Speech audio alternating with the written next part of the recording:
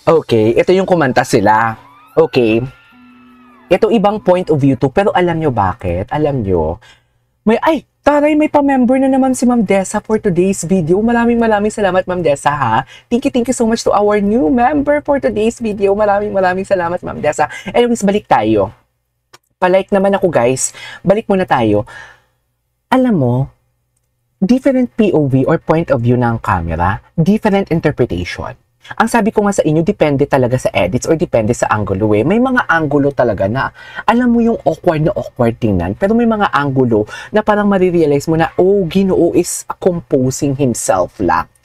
So may mga video ko kahapon na sabi ko, parang awkward si Ginoo. May mga video akong ginawa ng reaction video, tapos may ibang video na naman, ibang kuha na mas malapitan and ibang angulo. Masasabi ko lang, wait lang, parang hindi naman awkward si Ginoo. Parang he is trying to compose himself lang naman. Kasi as an introverted person, or introvert person, yung tipong alam mo yung sa tagal ba naman niya, when was the last na nag-show siya together with Barbie na maraming tao? That was close up pa, diba? And nasanay siya sa mga taping. So parang, alam mo yung makukulture shock ka talaga. And right after that, may issue pang lumabas prior to this event. Diba? So parang alam mo yung, hindi naman awkward, pero makukulture shock ka. Alam mo yung mapapatameme ka na lang din talaga. Anyways, tuloy natin. Mamaya na ako magbasa. Thank you, Ma'am Dessa, sa bagong membership. Thank you so much. Dito makikita mo sa point of view na to, tingnan mo ang body language ni David. Ewan ko kung may mga psychologist tayo dyan or nag-aaral ng psych. Kung makikita mo talaga, nakatingin siya kung saan-saan. Diba? Tinitingnan niya siguro yung mga reaction ng mga tao sa kanya, kung paano papandidirihan ba siya or i-judge ba siya. Kasi, dear, aminin man natin, may mga taong andyan sa venue na to, may mga tao talaga na ginudge siya, nagalit sa kanya, na hindi man lang inintindi. Kahit hindi siya nagsalita, hindi man lang inintindi ang sitwasyon niya. Diba? Aminin natin yan. Anyways, what's next?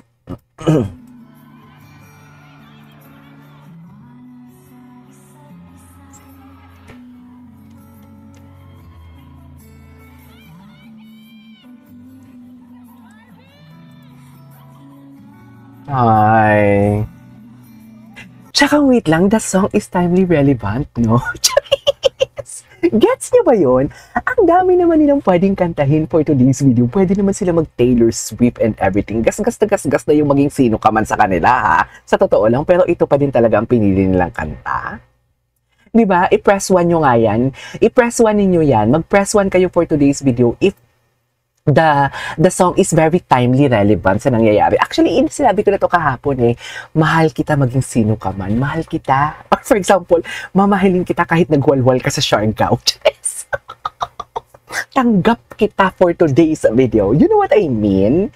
Gets niyo ba ako? The song is very timely relevant. Sa totoo lang, hindi talaga natin madideny to for today's video. Anyways.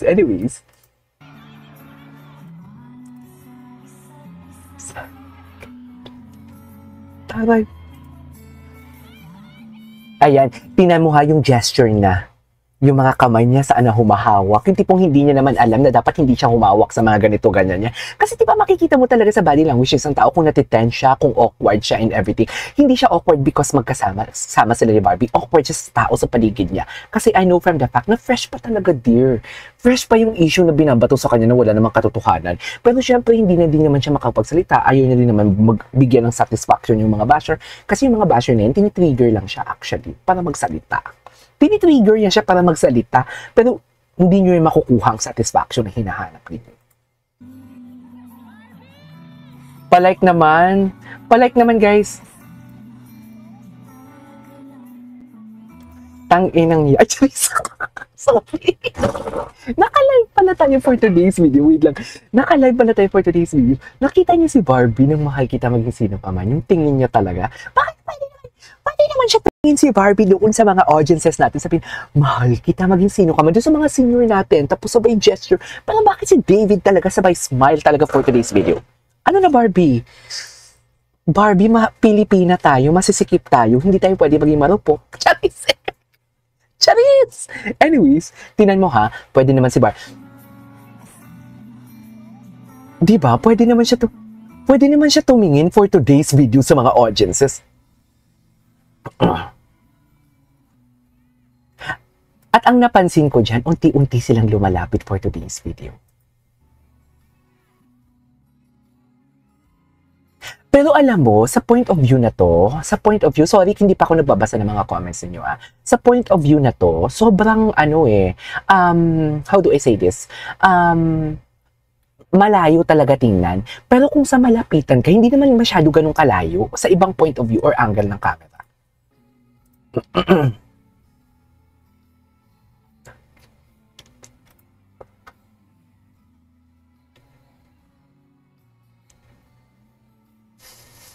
Talaga ba? Ay, bakit naputol?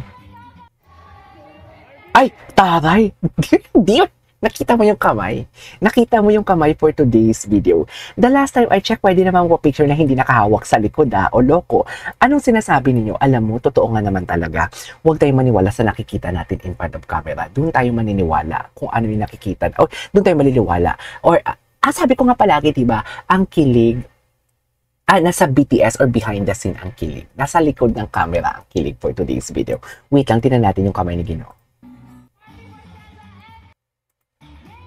Ay, taray, inalalayan pa niya. Hinawakan niya ba dun si Barbie? Dear, ang layo ng agwat nila Nauna si Barbie. Tapos sinabol siya ni Ginoo. Hinabol siya ni Ginoo, diba? Parang nagmadalit si Ginoo. Sayang, hindi natin nakita kung hinawakan ba ni Ginoo. Ay, ang kamay. Okay, pumasok bigla sa utak ko, hindi ko to i-sugarcoat. Okay, napansin ko, si Barbie ang distant. May distance ang Barbie natin for today's video. Bakit? Pero hindi ko mag-gets. Bakit? Mahal kita maging sino ka man, pero bakit nakatingin siya kay Ginoo for today's video? Pero nakikita ko din or nafe-feel ko din naman, ang analysis ko bigla lang pumasok sa utak ko. Siyempre, as a reactor and nagla-live tayo, kailangan ko talagang sabihin sa inyo, hindi ko pwedeng i-sugarcoat yan. Napapansin ko din na parang umiiwas si Barbie. Bakit umiiwas ang Barbie natin for today's video? So, ang cryptic post ni Mami Ami, may kinalaman ba yun? Charis! Ayan gumagawa ng kwento for today's video. Anyways, si Miss Heart. Ay, hindi papayag si Miss Heart for today's video. Kailangan sa kita si David. Ayan. Okay daw. Ang kamay. Okay. Ang kamay for today.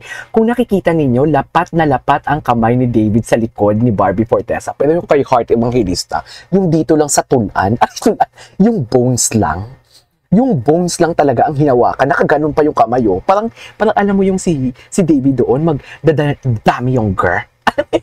Parang gusto yung magdami yung girl. Ang girl. For today's video. Right? Diba? Pero kay Barbie, lapat na lapat.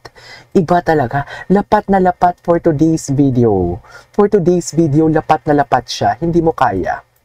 Anyways, panoorin natin ito. Ay, wait lang. Baka mag-loading tayo and everything. Huwag kayong aalis Andito lang ako for today's video. Hindi ko kayo iiwan. Pero wait lang. Magbabasa. Ay, ang dami ng comments for today's video. Pero diba, lapat na lapat. Aminin ninyo. Tingnan nyo naman, iba ang kamay. Iba ang kamay ni David sa paghawak kay Miss Heart, Evangelista. Or maybe dahil because may asawa na si Miss Heart. Pero diba, tingnan mo naman kung magpa-picture talaga for today's video. Tingnan mo yung kamay ni Ginoo. Diba, sabi ko sa inyo, ang paboritong part ni Ginoo sa kay Barbie Fortesa is ang talikogenic for today's video.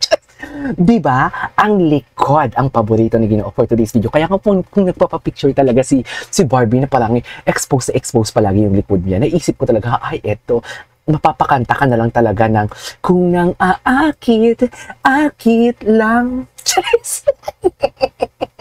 You know what I mean? Diba? Makikita mo talaga na kung nang akit lang. Diba, Mami? Gets ka ba ako? Diba? Diba? Siyempre, ang mga basher, hindi nila alam yan. Hindi nila nakita yan. Hindi nila kailangan hindi nila nadi-differentiate yan kahit yung paghawak na kamay. Dear, as a reactor, trabaho ko po yan. Baka sabihin na naman, dilulul, halos lahat napapansin mo. Talaga lang, nag-react pa ako. Bobo ka ba? Charis, diba? Ayun, si KJ dilulul, bobo ka ba? Ayan yung nakikita ko, yan yung interpretation ko, at yan yung trabaho ko as a reactor. Buboni ka ba? Charis. pala di ka. Oy, wait lang, nalulungkot ako. Nalulungkot ako for today's video. Walang may nagla-like. Charis! Walang may nagla-like ko. Anyways, nag-loading ba ako?